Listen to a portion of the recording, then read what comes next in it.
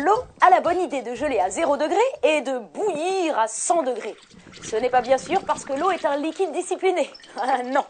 En fait, c'est Anders Celsius, physicien suédois, qui décida en 1742 de créer une échelle des températures, le degré centigrade, en prenant comme référence l'eau. Mais ne croyez pas que l'eau soit aussi obéissante que cela, parce que sur une montagne, l'eau bout à moins de 100 degrés et dans votre cocotte minute, elle bout à plus de 100 degrés. En effet, l'ébullition et le gel de l'eau dépendent de l'altitude et de la pression atmosphérique. Pour être plus précis, la mesure doit donc être effectuée au niveau de la mer à la pression moyenne de 1 atmosphère. Et là, miracle, la glace fondante est à 0 degré et l'eau bout à 100 degrés. Par contre, chez les Anglais et les Américains, l'eau gèle à 32 degrés et bout à 212.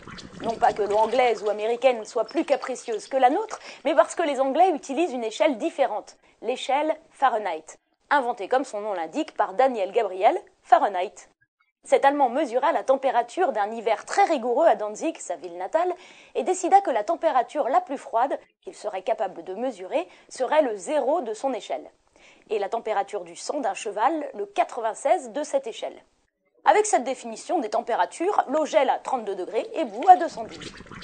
Il existe bien d'autres échelles de température, mais il en est une particulièrement intéressante. Écoutez bien.